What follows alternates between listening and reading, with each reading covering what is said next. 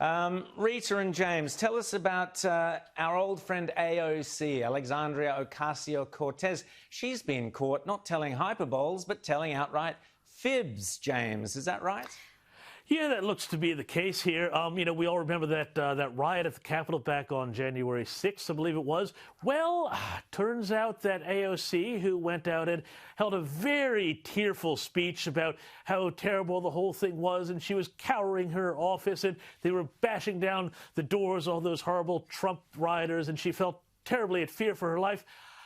Until somebody pointed out that AOC's office is not actually in the U.S. Capitol building, but in the Capitol offices building next door, which was not under siege. Rita?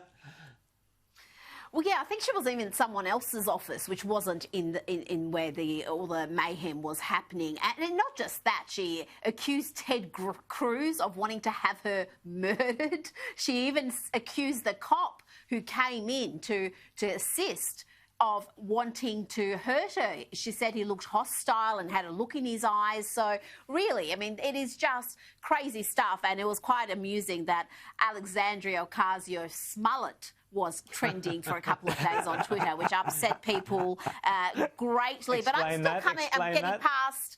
Well, of course, Jussie Smollett was the American actor who came up with that ridiculous hoax that a couple of Trump supporters in MAGA hats tried to attack him as he was holding a Subway sandwich at 2 a.m. in the morning in the freezing cold, and it all unravelled and he got charged.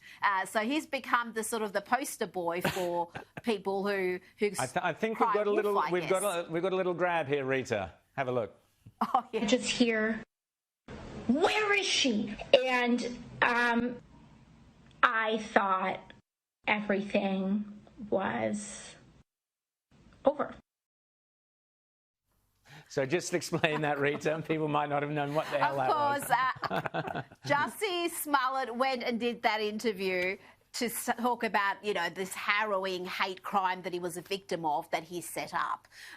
And now they've superimpose Alexandria's face onto that interview. I tell you, these internet meme makers, they're very busy and they're sometimes very, very amusing. I'm still getting over that musical you played, though. My God, they're getting worse and longer. We need to have some sort of an intervention. Paul Simon, Only Living Boy in New York, one of the great songs of all time, and it was exactly 25 seconds. So I think. Anyway.